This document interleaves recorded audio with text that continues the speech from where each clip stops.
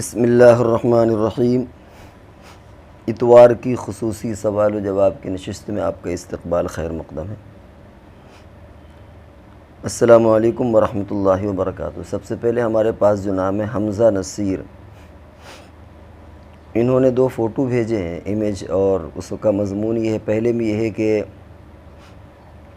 پیارے مسلمانوں، بعض اوقات ایسے ہوتے ہیں جب ہماری دعائیں رد نہیں ہوتی۔ آج کل اصل میں فلسطین کو لے کر کے سوشل میڈیا میں طرح طرح کے اعلانات آ رہے ہیں کہ جمعہ کے دن روزہ رکھو اور دعا کرو اور فلاں وقت میں دعا کرو اور یہ وظیفہ پڑھو اور مل کر کے دعا کرو۔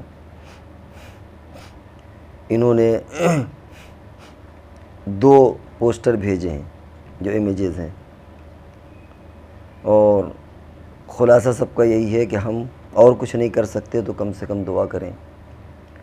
جمعہ کے دن ہے اور 20 اکتوبر کا روزہ رکھیں اور اس وقت افطار کے بعد سب لوگ دعا کریں۔ دوسرا جو بھیجا انہوں نے، اس میں کہ سورہ بقرہ 184 مرتبہ کیا فلسطینیوں کے ساتھ یکجہتی کے لیے عالمی دن جمعرات، اس میں جمعرات کا روزہ یا رکھو یا کچھ پڑھو۔ یہ 19 اکتوبر 2023 کا عالمی سطح پر مسلمانوں کے ساتھ شامل ہوں، فلسطینیوں کے ساتھ یک سوال اور یکجہتی کے لیے۔ سائل معلوم یہ کرنا چاہتا ہے کہ ان دونوں جو پوسٹر ہیں ان میں کیا فرق ہے اور روزہ کون سا صحیح ہے کون سا نہیں ہے۔ دیکھیے، یہ سب چکر میں نہ پڑیے۔ حدیث میں آتا ہے، المومن کا نفس واحد کا رجل واحد، کہ یہ تمام انسان ایک جسم کی طرح ہیں، جسم میں کسی حصے کو تکلیف پہنچتی ہے تو سارا جسم پریشان ہوتا ہے۔ اور سچی بات تو یہ ہے کہ یہ کوئی بھی انسان اگر اس پر ظلم ہو رہا ہو تو تکلیف ہونا چاہیے، کیونکہ اسلام انصاف کا مصدر ہے۔ کسی پر بھی مذہب ہے، انصاف سب سے زیادہ اسلام کے اندر ہے۔ کسی پر بھی ظلم ہو، چاہے مسلمان ہو غیر مسلم ہو، اسلام اس کو برداشت نہیں کرتا اور ہر بندے کے دل میں تکلیف ہونا چاہیے۔ لیکن ظاہر ہے کہ جیسے اپنے اور پرائے کا فرق ہوتا ہے، بھئی ہمارا بیٹا ہے، ہمارا بھائی ہے، کوئی تکلیف ہوتی ہے، زیادہ تکلیف ہوتی ہے بنسبت اس کے دور کا جو ہے اس سے کم ہوتی ہے۔ اسی طریقے سے مذہب کا بھی مسئلہ ہوتا ہے کہ تکلیف تو ہر جگہ ہوتی ہے، لیکن جو اپنے مذہب کے ہوتے ہیں اس میں زیادہ تکلیف ہوتی ہے۔ تو کہیں پر بھی ظلم ہو، تکلیف ہونا چاہیے۔ اب یہ مسئلہ کہ کیا پڑھنا ہے کیا نہیں پڑھنا، ان چیزوں پر دھیان نہیں دینا چاہیے۔ جو اپنے اندر بس میں ہو وہ کام کرنا چاہیے۔ حدیث میں آتا ہے، من رأى منکم منکرا فلیغیرہ بیدہ فإن لم یستطع فبلسانہ فإن لم یستطع فبقلبہ وذلک اضعف الایمان۔ اگر تم کہیں پر منکر، ظلم، زیادتی دیکھ رہے ہو تو اس کو ہاتھ سے منع کر دو، روک دو۔ ہاتھ سے طاقت نہیں تو زبان سے کر دو، ورنہ کم سے کم دل میں برا سمجھو۔ ظاہر بات ہے کہ اس سے بڑا منکر کیا ہوگا کہ وہاں ظلم ہو رہا ہے، لیکن ہم نہ زبان سے روک سکتے ہیں اور نہ اسے ہاتھ سے روک سکتے ہیں۔ ہاتھ سے روکنے پر بھی قادر نہیں، زبان میں بھی آپ کی آواز یہیں رہ جائے گی، تو اب کریں تو کیا کریں۔ اتنا ہی ہے کہ جو ترکیبیں آ رہی ہیں کہ بھائی کچھ بائیکاٹ کر لیا جائے اور کچھ دعائیں کر لی جائیں، دعائیں کی جائیں، دعاؤں کا اہتمام کر لیا جائے، اللہ سے رابطہ مضبوط کیا جائے، یہ اصل حکم ہے اور اصل مسئلہ ہے۔ لیکن یہ جو بات آتی ہے کہ فلاں دن اہتمام کرے روزے کا، فلاں وقت دعا کا، یہ ایک فالتو اور اضافی چیز ہے۔ اس کی وجہ یہ ہے کہ الگ الگ تنظیمیں ہیں، الگ الگ بزرگان دین ہیں، الگ الگ افراد ہیں۔ کسی نے جمعہ کے دن کا اعلان کر دیا، کسی نے جمعرات کے دن کا، کسی نے سوموار کے دن کا، تو آدمی کنفیوز ہو جائے گا۔ کسی نے عصر کے بعد کا، کسی نے ظہر کے وقت کا، کسی نے جمعہ کے وقت کا، کسی نے افطار کے وقت کا۔ اب آدمی کنفیوز ہو جائے گا کہ یار بات کس کی مانے۔ ایک تنظیم کو اعلان کرے گی، دوسری تنظیم کو اعلان کرے گی، ایک بزرگ کچھ کہے گا، دوسرا کچھ کہے گا۔ اب اگر مثال کے طور پر اعلان ہوا کہ جمعہ کے دن روزہ رکھنا ہے اور آپ نے نہیں رکھا، تو دوسرے لوگ سمجھیں گے کہ اس کے اندر کوئی غم نہیں ہے ملت کا۔ دیکھیے صاحب، سب تو روزے میں، یہ روزے سے نہیں ہے، حالانکہ روزہ رکھنا اس کے لیے کوئی ضروری نہیں ہے۔ اعلان ہو گیا بھائی عصر کے بعد دعا کا ہونا ہے، ہو سکتا ہے اسے عصر بعد کوئی کام ہو، تہجد میں دعا مانگ چکا ہو، لیکن اگر وہ نہیں رکے گا، لوگ کہیں گے لیجیے صاحب ایک اعلان ہوا تھا کہ عصر بعد سارے لوگ مل کر دعا کریں گے، لیکن انہوں نے کیا نہیں، تو بدظنی بھی قائم ہوگی۔ اور اس سے بدعت اور دوسری چیزوں کا فروغ ہوتا ہے۔ اس کی وجہ یہ ہے کہ جب حضور علیہ السلام نے اجتماعی طور پر نہیں بیان کیا تو ہم کیوں کریں؟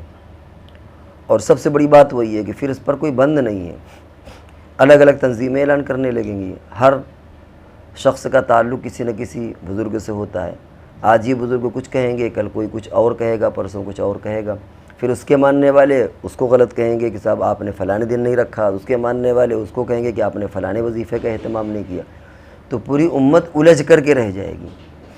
اس لیے سیدھا اور سمپل سا مطلب یہ ہے کہ بھیا اکیلے تمہیں جو بس میں ہو وہ کر لو۔ یہ سب بیٹھ کر کے ملنا اور یہ روزہ، یہ سب فالتو چیزیں۔ آپ کو روزہ رکھنا ہو تنہا رکھیے، یہ اجتماعی طور پر رکھنا ہو اجتماعی طور پر دعا، یہ ایسا کچھ نہیں ہے، اس کا کوئی ثبوت نہیں ہے، اور اس سے دوسرے مفاسد پیدا ہوں گے اور وہ بڑے مفاسد ہوں گے۔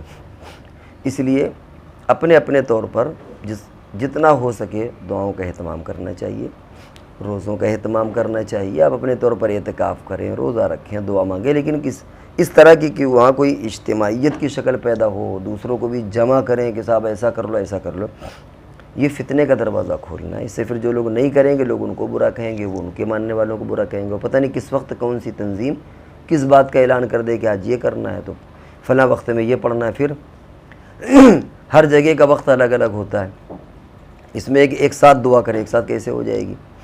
پڑوس کے ملک کا آدھا گھنٹے کا فرق ہے، خود انڈیا میں بمبئی اور کانپور کا فرق ہے، اسی طریقے سے کہیں ملکوں میں 2 گھنٹے کا فرق ہے، تو ایک ساتھ دعا تو تب بھی نہیں ہو پائے گی نا۔ سارے لوگ اگر افطار کر رہے ہیں اور افطار کے بعد دعا مانگنا ہے تو ایک ساتھ تو پھر بھی نہیں ہو پایا، کہیں غروب ہو رہا ہوگا، کہیں غروب ہو چکا ہوگا، کہیں غروب ابھی ہونے والا ہوگا، تو ظاہر بات ایک ساتھ تو پھر بھی نہیں ہوا۔ تو اس لیے ہم کیوں ایسی زحمتوں میں پڑیں؟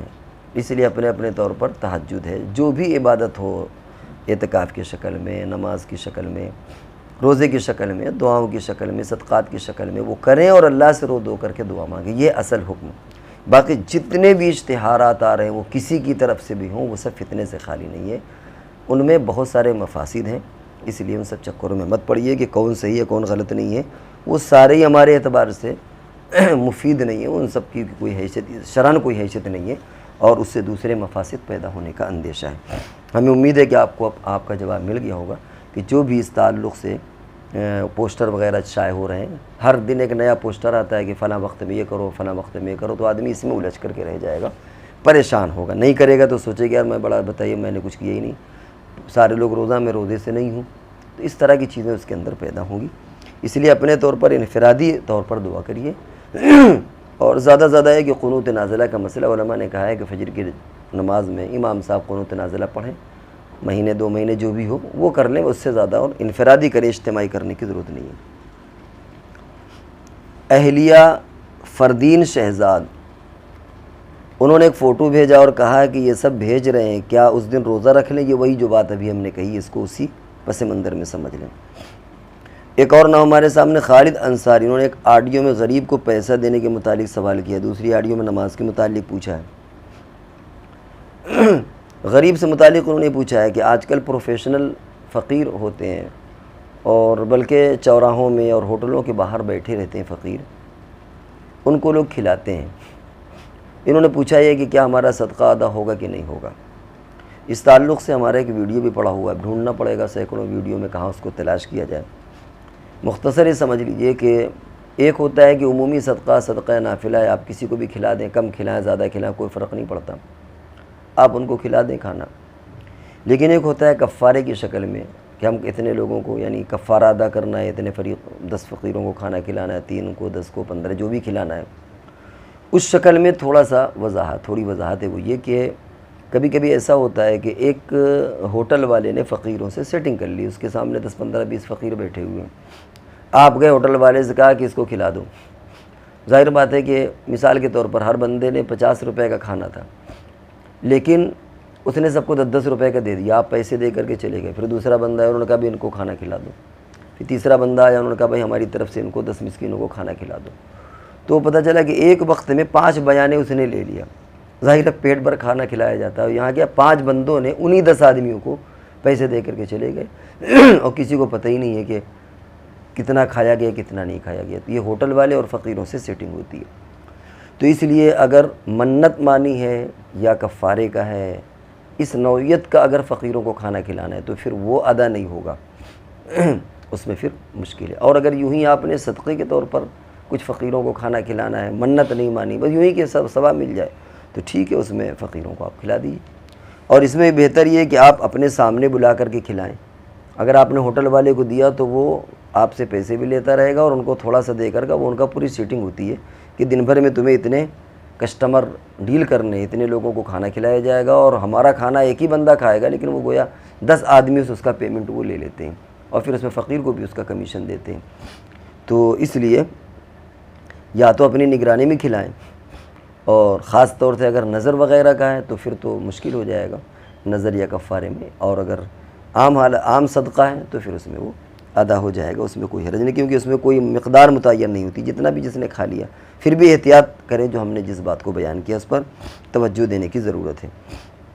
دانش خان: مفتی صاحب، میرا آپ سے ایک سوال تھا۔ میرے بھائی جب ان کی شادی ہو رہی تھی تو 1 لاکھ روپے کا مہر زیورات کی صورت میں دیا تھا، اور جب زیورات مکمل ہوئے تو اس کی مالیت 1.5 لاکھ روپے تھی۔ اب میں پوچھنا چاہتا ہوں کہ زیور جو پیسے زیادہ ہو رہے ہیں یہ کس کے ہیں؟ میرے گھر کا ہوگا، بیوی کا ہوگا؟ ہم جو اس سے نتیجے میں سمجھیں وہ یہ کہ جہاں پر یہ لکھا جاتا ہے کہ مہر 1 لاکھ روپے بشکل زیور، وہاں صرف 1 لاکھ روپے مقدار بیان کی جاتی ہے، اصل وہ زیور مقصد ہوتا ہے، اس کی مالیت گھٹے یا بڑھے، کیونکہ اگر اس کو پیسہ ہی دینا ہوگا تو زیور لانے کی ضرورت کیا ہے؟ لیکن دینا زیور ہوتا ہے، اب یہ چیز مبہم ہوتی ہے، کتنا دیا کتنا نہیں دیا، تو وہ اس کے وضاحت کے لیے کہ کتنا ہے، یہ کہہ دیا جاتا ہے بھائی 1 لاکھ کا زیور، 1 لاکھ روپے مہر بشکل زیور، یعنی اصل زیور ہے، لیکن زیور ہے کتنے کا؟ وہ 1 لاکھ روپے کا ہے۔ معلوم یہ ہوا کہ اصل چیز زیور ہوتی ہے۔ اب اس اعتبار سے جب زیور مکمل ہو رہا ہے، مکمل ہونے کا کیا مطلب ہے ہم بھی مکمل طور پر نہیں سمجھے، لیکن پھر بھی اگر مطلب یہ ہے کہ جب زیور وہ بنا کر کے دے رہا ہے تو ایسی شکل میں اگر اس کی قیمت بڑھتی ہے تو پھر وہ بیوی کا ہی ہوگا۔ اور عام طور سے جو عرف ہے وہ ایسی شکل میں یہ ہے کہ جب یہ کہا جاتا ہے کہ 1 لاکھ روپے بشکل زیور، عموماً وہ نقد ہوتا ہے، چڑھاوے کے وقت میں جو زیور جاتے ہیں وہ عموماً نقد ہوتا ہے۔ ہاں اگر ایسی کوئی وضاحت ہو جائے کہ صاحب یہ 1 لاکھ روپے کے زیور بنوا کر کے دیں گے اور مہر ادھار ہے، سمجھیے گا، 1 لاکھ روپے کے زیور بنوا کے دیں گے اور وہ مہر ادھار ہے، تب تو کوئی بات نہیں، تب تو جب وہ بنائے گا وہ 1 ہی لاکھ روپے کا دے گا، وہ چاہے 10 سال کے بعد بنائے اور چاہے 15 سال کے بعد، اس سے کوئی فرق نہیں پڑتا، کیونکہ اس نے کیا کہا ہے کہ 1 لاکھ روپے کے زیور بنا کر کے یہ دیں گے اور وہ ادھار ہے، تب تو 1 لاکھ روپے۔ لیکن اگر یہ ہے کہ اسی وقت نقد ہے کہ 1 لاکھ روپے کے زیور 1 لاکھ روپے مہر بشکل زیور، اصل چیز زیور ہوتی ہے، اس زیور کتنے کا اس کو بیان کرنے کے لیے روپیہ آ جاتا ہے، تو ایسی شکل میں زیور اصل ہے۔ اب اگر وہ بڑھ کر کے 1.5 لاکھ روپے کا ہو گیا ہے تو پھر وہ سارا کا سارا بیوی کا ہوگا، شوہر کا نہیں ہوگا۔ نام شفا: اگر کوئی مسلمان لڑکی اپنی پسند سے کسی مسلمان لڑکے سے نکاح کرنا چاہتی ہے تو کیا یہ گناہ ہے؟ بھائی پاپا کا اس لڑکی پر ہاتھ اٹھانا کیسا ہے؟ نبی اکرم صلی اللہ علیہ وسلم نے بڑا بیلنس قائم کیا ہے، اور بیلنس یہ قائم کیا کہ ایک طرف تو آپ نے فرمایا ہے کہ لڑکی کی پسند کا لحاظ رکھا جائے، لڑکا ہو یا لڑکی، ان کی پسند کا لحاظ رکھا جائے، زبردستی نہ کی جائے، اور دوسری طرف یہ بھی فرمایا ہے کہ لڑکی اور لڑکے بھی ماں باپ کی رعایت کریں اور ماں باپ کی اجازت اور ان کی پسند کا خیال رکھیں، کیونکہ ظاہر بات ہے ماں باپ کے بال سفید ہو چکے ہوتے ہیں، تجربات ان کو زیادہ ہوتے ہیں، اسی طرح ان بچوں سے خود ان کی ذات سے زیادہ ان کو ماں باپ کو محبت اپنے بچوں سے اپنی ذات سے بھی زیادہ ہوتی ہے، وہ خیر خواہ زیادہ ہوتے ہیں، وہ دور اندیش زیادہ ہوتے ہیں۔ تو حضور علیہ السلام نے ناراضگی کا اظہار فرمایا کہ ایما امرات نکحت بغیر اذن کیا ہے ولیہا فنکاح ہوا، الفاظ بدلے ہو سکتے ہیں، باطل باطل باطل، کہ اگر کوئی لڑکا اور لڑکی اپنے اولیاء باپ بھی ہو سکتا ہے، بھائی بھی ہو سکتا ہے، ان کی اجازت کے بغیر نکاح کر لیں تو اس کا نکاح تو باطل ہے، نکاح ہی نہیں ہوا۔ نکاح اصل میں ہو جاتا ہے، لیکن حضور کا منشا ہے کہ بھاگ کر کے کوئی کر لے، ماں باپ کی اس میں مرضی نہ، تو وہ نکاح کہلانے کے لائق ہے، وہ نکاح نہیں ہے۔ ناراضگی کا اپنے اظہار فرمایا، تو نکاح ایسا ہونا چاہیے جس میں باقاعدہ ماں باپ کی مرضی بھی شامل ہو، تو دونوں کے ایک دوسرے کا خیال رکھنے کی ضرورت ہے، بیلنس قائم کرنے کی ضرورت ہے، زبردستی نہ کرے ماں باپ، اور لڑکی بھی ایسا نہ کرے کہ ماں باپ کی رعایت کے بغیر کہیں جا کر کے چپ کے چھپے بھاگ کر یا اس طرح سیٹنگ سے نکاح کر لے، کیونکہ بہرحال ماں باپ کو زیادہ تجربہ ہوتا ہے۔ تو اس لیے اگر کوئی مسلمان لڑکی اپنی پسند سے مسلمان لڑکے سے نکاح کر لے، ٹھیک ہے بھائی، اس کی مرضی ہے، لیکن اگر ماں باپ راضی نہیں ہے تو یہ پسندیدہ نہیں، بلکہ امام شافعی علیہ رحمہ بعد امہ کے یہاں تو وہ نکاح ہی نہیں ہوتا، ہمارے یہاں بھی بعض شکلوں میں نہیں ہوتا۔ امام ابو حنیفہ رحمۃ اللہ علیہ کے یہاں بھی کفو اور غیر کفو کا فرق ہوتا ہے کہ بھائی اپنے سے اوپر کیا کہ نیچے کیا، کہ اسی جگہ لڑکی نے شادی کیا کہ ناک کٹوا دیا باپ کی، تو یہ سارے چیزیں ملحوظ رکھی جاتی ہیں۔ اس لیے گناہ آپ اگر ایک اعتبار سے دیکھیں تو اس میں گناہ بھی ہو سکتا ہے، بھائی اگر باپ کی ناک کٹ رہی ہے یا اس نے پورے خاندان کی ناک کٹوا دی، تو یہ مطلب تھوڑی ہوتا ہے کہ بس اپنے پسند کی کر لی اور پورے خاندان کی اس نے بے عزتی کروا دی، ناک کٹوا دی، با کر کے شادی کر لی، یہ کون سی بات ہوئی بھائی؟ تو اس میں تو گناہ بھی ہوگی نا۔ باپ کا دل دکھانا، ماں کا دل دکھانا گناہ نہیں ہے۔ اس طرح نکاح کرنے میں اپنی پسند سے نکاح کر رہی ہے لیکن دل دکھا رہی ہے اپنے ماں باپ کا، تو یہ گناہ نہیں ہے۔ تو اس لیے اس کو پورے پس منظر میں سمجھنے کی ضرورت ہے، نہ ماں باپ کو یہ ہے کہ وہ زیادتی کریں اور نہ بچوں کو اس کی اجازت ہے کہ وہ اپنی مرضی سے کریں، بلکہ بیلنس قائم کرنے کی ضرورت ہے۔ اور رہا گناہ تو بہرحال کہیں نہ کہیں گناہ بھی ہو جاتا ہے بعض شکلوں میں، ہاں اگر وہ حق بجانب ہے اور دور اندیش ہے، ساری باتیں شرعی نقطہ نظر سے سب کچھ صحیح، پھر بھی کسی وجہ سے ماں باپ ناراض ہو جائیں تو کوئی بات نہیں ہے۔ لیکن اگر ماں باپ کا ناراض ہونا برحق ہے تو ظاہر بات ہے کہ جو ماں باپ کی ناراضگی ان کا دل دکھانے کا وبال اور گناہ تو ہوگا ہی ہوگا۔ ابو ذر انہوں نے ایک آڈیو میں اذان کے متعلق سوال کیا ہے۔ انہوں نے پوچھا یہ کہ اذان میں نورانی قاعدے میں ایک اذان کا طریقہ لکھا ہوا ہے جس میں کہ اللہ کے لام کو نہ کھینچا جائے۔ ان کا کہنا ہے کہ پوری دنیا میں جو اذان ہو رہی ہے اس میں تو اللہ کے لام کو کھینچتے ہیں۔ اصل میں نورانی قاعدے میں جو بات سمجھائی گئی وہ یہ کہ اعتدال کیا جائے۔ بعض لوگ اتنا زیادہ کھینچ دیتے ہیں کہ وہ بالکل اللہ کے لام کو کہ وہ کہیں سے کہیں بات پہنچ جاتی ہے، تو اس کی اصلاح کے لیے حضرت نے نورانی قاعدے میں اس کی اصلاح فرمائی ہے۔ باقی آپ کے سمجھنے کے لیے اور لوگوں کے سمجھنے کے لیے اتنا کافی ہے کہ جو اذان حرمین شریفین میں ہو رہی ہیں جس طرح کی اذانیں وہ بالکل پرفیکٹ ہیں، ان میں آپ انگلی نہیں رکھ سکتے، وہ کھینچ رہے ہو تو نہ کھینچ رہے ہو تو۔ ہمارا ضابطہ اپنی طرف ہے، ان کا وہ اپنی طرف ہے، کیونکہ اذان وغیرہ یہ چیزیں متواتر حضور کے زمانے سے چلی آ رہی ہیں۔ ظاہر ہے کہ جیسی اذان حضرت بلال، حضرت ابو محذورہ رضی اللہ تعالیٰ عنہما نے دی ہوگی، ویسی اذان ان کے بعد دی ہوگی سن کر کے، پھر ویسی اذان ان کے بعد دی ہوں گی۔ تو بعض چیزیں تواتر عملی سے چلی آ رہی ہیں، نمازیں ہیں، اذانیں، ان میں ہم اگر اپنا ضابطہ اس میں گھسیڑ دیں، ضابطہ فٹ کر دیں کہ صاحب یہ ایسا یا ایسا، تو یہ چیز مناسب نہیں۔ ضابطہ اپنی جگہ پر ہے اور تواتر عملی اپنی جگہ پر ہے۔ تو حرمین اور شریفین دنیا بھر میں جو بھی اذانیں ہو رہی ہیں وہ اذانیں درست کہی جائیں گی، غلط اذانیں نہیں کہی جائیں گی۔ نورانی قاعدے میں ممکن ہے کہیں پر بہت زیادہ بے ڈھنگے طور پر کھینچ دیا جاتا ہو، اس کو منع کرنے کے لیے انہوں نے تھوڑا سا لگام کسی ہو کہ بھائی اور کم کر دو، لیکن ایسی بھی اذان نہ ہو کہ بے روح ہو، بے معنی ہو، اس میں کوئی کشش نہ ہو اور تکبیر کی طرح ہو جائے۔ بعض لوگ اذان ایسی دیتے ہیں سمجھ میں نہیں آتا کہ اذان ہے کہ وہ تکبیر ہے۔ اذان بہرحال اذان ہونا چاہیے۔ تو نورانی قاعدے کو آپ اس طرح سمجھ سکتے ہیں۔ اچھا، ایک جو ابھی انہوں نے بھیجا تھا کہ اس میں 2 سوال انہوں نے کیا تھا، ایک کا ہم نے اتفاق سے جواب دیا آڈیو کا اور دوسرے کا نہیں دیا۔ نماز کے متعلق یہ خالد انصاری صاحب نے جو نماز کے متعلق پوچھا تھا وہ یہ کہ کبھی کبھی ہم نماز پڑھتے پڑھتے سوچنے لگتے ہیں، خاموش ہیں، تو کتنی دیر سوچنے میں سجدہ سو واجب ہو جائے گا۔ اس میں فقہاء علماء نے لکھا کہ اگر 3 تسبیح کے بقدر ہم سوچتے رہے تو، اور 3 تسبیح سبحان ربی الاعلیٰ، سبحان ربی الاعلیٰ، سبحان ربی الاعلیٰ، یہ تقریباً 42 حروف ہوتے ہیں، اتنی دیر اگر ہم رکے رہے تو سجدہ سو واجب ہو جائے گا، اور اگر اس سے کم ہے تو سجدہ سو کرنے کی ضرورت نہیں ہے۔ الزان احمد، ان کا پوچھنا ہے کہ تاریخ عظیمت، دعوت و عظیمت اور البدایہ والنہایہ کا اردو ترجمہ، ان دونوں میں سے کون سی کتاب تاریخ کی بہتر رہے گی؟ دونوں کی خصوصیات بیان کر دیں۔ بھائی ہم نے بھی ان کا نام سنا ہے، مکمل نہیں پڑھا۔ تاریخ دعوت اور عظیمت کے کچھ صفحات پڑھے ہوں گے، کچھ ابواب، لیکن پوری مستقل نہیں پڑھی، تو ہم ان کی خصوصیت بھی بیان نہیں کر سکتے۔